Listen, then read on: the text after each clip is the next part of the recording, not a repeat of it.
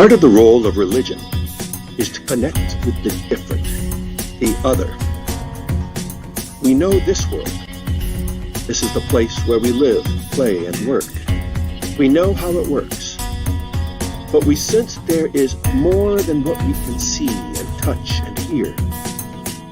Religion is the work of making the inaccessible accessible, to make it visible, and to build a bridge between the mundane and the divine. Creating the sacred is the topic of this week's episode of The Road.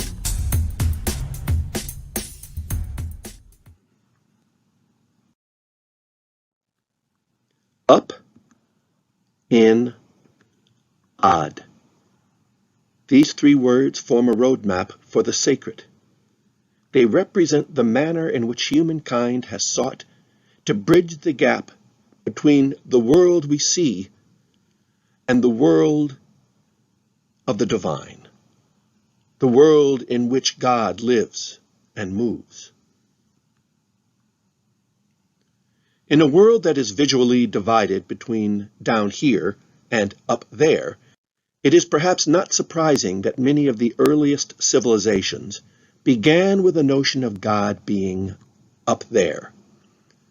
The sky was immense, inaccessible, and the source of both blessing and curse. The same sky that showered down the gentle spring rains that provided fresh water and nourished the crops also brought the fierce winds, hail, and floods that destroyed crops and communities.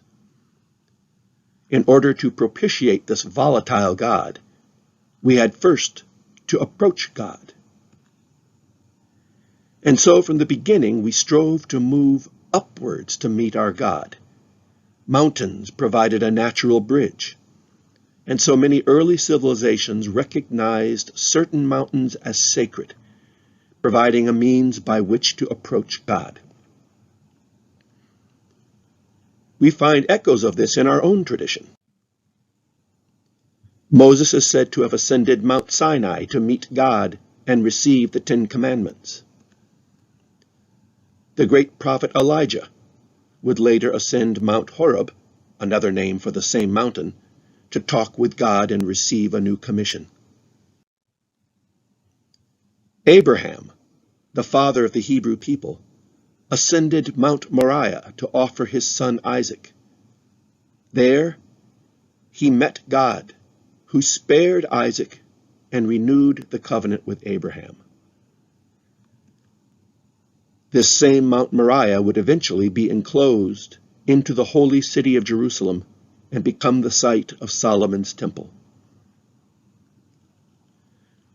Where mountains weren't available, we created our own. The Egyptians built pyramids, and the Sumerians built vast ziggurats, a practice reflected in the biblical story of the Tower of Babel, where people built a tower so high that the top reached into the heavens. Babel, by the way, was short for the Sumerian city of Babylon. We continue to erect such towers today in the forms of steeples, structures that serve no function except to stretch upward toward the divine, to pierce the heavens and make God accessible. Another way in which we have sought to bridge the gap between the natural and the supernatural has been by moving inward through a series of natural or man-made barriers, each barrier representing an increasing level of the sacred. Ancient humans sometimes identified caves as a passageway through which to find the divine, such as the Sycro cave in Crete, where Zeus was said to have been born, or the sacred Mayan caves in Belize. Many temples, including the Jerusalem temple, were designed to usher the pilgrim through a series of increasingly exclusionary areas in order to slough off the ordinary and focus on the divine. The Jewish temple, built on the same Mount Moriah where Abraham is said to have offered his son, served this function. in order to approach God's presence, one had first to move through an outer courtyard reserved for foreigners,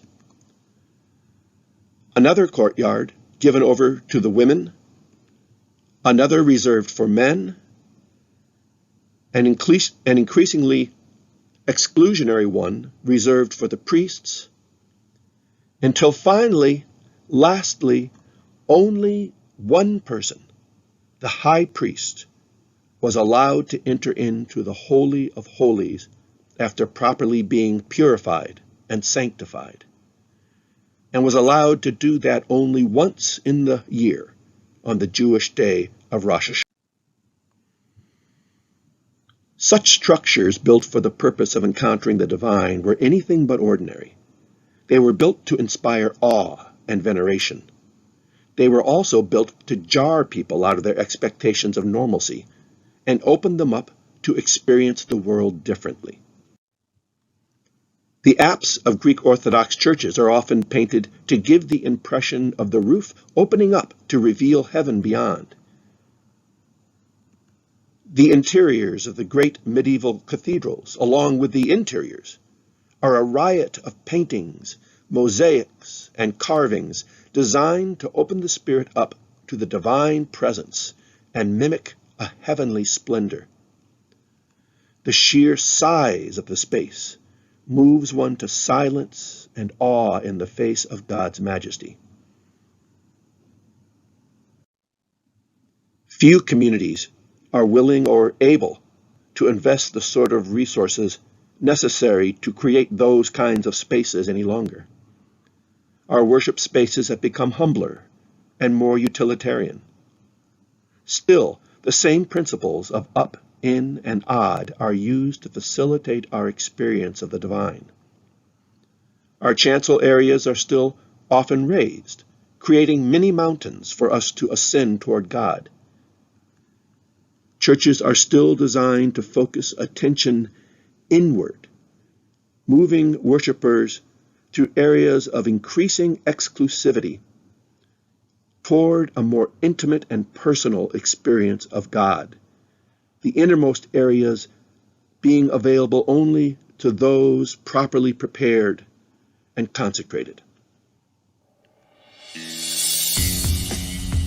And although perhaps fading in glory, our worship spaces still look different than other spaces, acting to initiate us into the mystery and presence of God by ushering us upward and inward to the odd and mysterious world known only to those who choose to travel along the road.